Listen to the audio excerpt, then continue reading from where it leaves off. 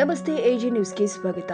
ಕೊಪ್ಪಳ ಜಿಲ್ಲೆಯ ಕುಕನೂರು ತಾಲೂಕಿನ ಎರೆಹಂಚನಾಳ ಗ್ರಾಮದಲ್ಲಿ ಶ್ರೀ ವೀರಭದ್ರೇಶ್ವರ ಜಾತ್ರಾ ಮಹೋತ್ಸವದ ನಿಮಿತ್ತವಾಗಿ ಬೆಳಿಗ್ಗೆ ಶ್ರೀ ವೀರಭದ್ರೇಶ್ವರನ ಮೂರ್ತಿಗೆ ವಿಶೇಷ ರುದ್ರಾಭಿಷೇಕ, ಪೂಜೆ, ಹೂವಿನ ಅಲಂಕಾರ ನಡೆಯಿತು.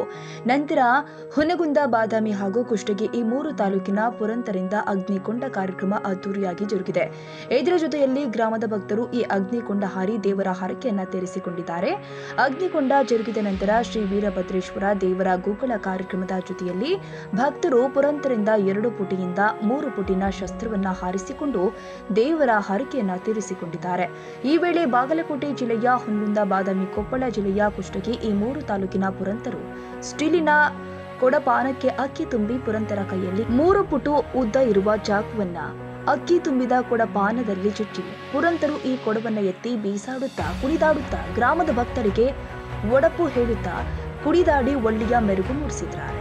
ನಂತರ ದೇವಸ್ಥಾನದ ಆವರಣದಲ್ಲಿ ಮಧ್ಯಾಹ್ನ ಪಕ್ಕದ ಹಳ್ಳಿಯಿಂದ ಬಂದ ಭಕ್ತರಿಗೆ ಅನ್ನ ಸಂತರ್ಪಣೆ ನಡೆಯಿತು. ಹೌದು, ಸಾಯಂಕಾಲ ಶ್ರೀ ವೀರಭದ್ರೇಶ್ವರನ ನಂದಿಕೋಲು ಉತ್ಸವದಲ್ಲಿ ವಿಜೃಂಭಣೆಯಿಂದ ನಡೆಯಲಿದೆ ಎಂದು ರೈತರ ಹಕ್ಕು ಕರ್ನಾಟಕ ರಾಜ್ಯ ರೈತ ಸಂಘದ ರಾಜ್ಯ ಉಪಾಧ್ಯಕ್ಷರು ಆದ ಅಂದಪ್ಪ ರುದ್ರಪ್ಪ ಕೋಳೂರ ಇವರು ತಿಳಿಸಿದ್ದಾರೆ. ಈ ಸಂದರ್ಭದಲ್ಲಿ ಶ್ರೀ ವೀರಭದ್ರೇಶ್ವರ ಟ್ರಸ್ಟ್ ಕಮಿಟಿ ಅಧ್ಯಕ್ಷರು, ಸರ್ವ ಸದಸ್ಯರು ಹಾಗೂ ಗ್ರಾಮದ ಸಕಲ ಸದ್ಭಕ್ತರು, ಸುತ್ತಮುತ್ತಲಿನ ಹಳ್ಳಿಯಿಂದ ಬಂದಂತಹ ಭಕ್ತಾದಿಗಳು ಇನ್ನಿತರರು ಜಾತ್ರಾ ಮಹೋತ್ಸವದಲ್ಲಿ ಪಾಲ್ಗೊಂಡಿದ್ರು. Andappa Kolura, AG news, Koppal.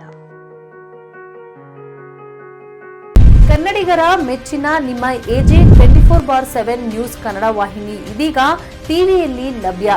ವೇಳೆ ನೋಟಿಸ್ ಕೊಟ್ಟಿದ್ರೆ ವಾಪಸ್ ತಗೋತೀವಿ. ಇವತ್ತು ವಕ್ಫ್ ಪ್ರಾಪರ್ಟಿ ಅಂತೇಳಿ ಬರ್ತದೆ ಅಂತ ಹೇಳಿದ್ರೆ ರೈತರ ಬೀದಿಗೆ ಬಂದ್ರೆ ಏನ್ ಮಾಡ್ಬೇಕಾಗುತ್ತೆ? ಯಾರು ವೋಟ್ ಹಾಕಿಲ್ಲ ಅಂದ್ರೆ ಗ್ಯಾರಂಟಿನೆಲ್ಲ ಸ್ಟಾಪ್ ಮಾಡ್ಬಿಡ್ತೀವಿ.